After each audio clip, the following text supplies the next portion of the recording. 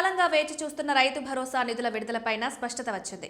సంక్రాంతి సమయంలోనే రైతుల ఖాతాల్లో రైతు భరోసా నిధులు విడుదల చేస్తారని తొలుత భావించారు.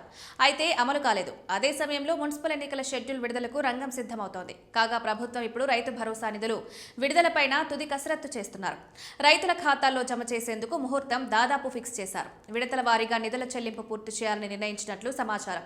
రైతు భరోసా నిధుల విడుదలపైన ఎట్టకేలకు స్పష్టత వచ్చింది. సంక్రాంతి సమయంలోనే రైతు భరోసా నిధులు జమ చేస్తారని తొలుత భావించారు. అయితే ఇప్పుడు కొత్త అప్డేట్ అందుతోంది. అదే సమయంలో రైతు భరోసా అమలు అర్హతపైన ప్రభుత్వం కీలక నిర్ణయం తీసుకుంది.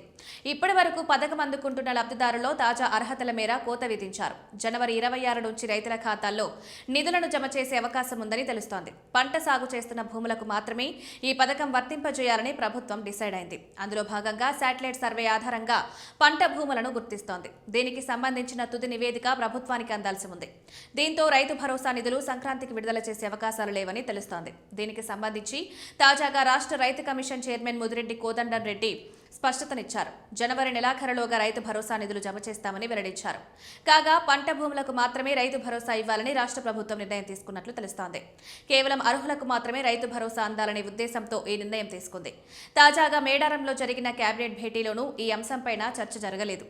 ఈ వారంలోనే మున్సిపల్ ఎన్నికల షెడ్యూల్ విడుదల కానుంది. దీంతో ఈ పథకం గతం నుంచి కొనసాగుతున్నది కావడంతో కోడ్ వచ్చినా ఇబ్బందులుండవని చెప్తున్నారు. గత ప్రభుత్వం అన్ని భూములకు రైతు భరోసా ఇచ్చిందని, తమ ప్రభుత్వం కేవలం రైతులకు మాత్రమే ప్రయోజనం చేకూర్చేలా నిర్ణయం తీసుకున్నట్లు మంత్రులు చెప్తున్నారు. వ్యవసాయ యూనివర్సిటీతో కలిసి శాటిలైట్ సర్వే చేయించి ఆ నివేదిక ఆధారంగా పంట సాగు చేస్తున్న భూములను గుర్తించి వారికి మాత్రమే రైతు భరోసా అందించాలని ప్రభుత్వం తాజాగా నిర్ణయించింది.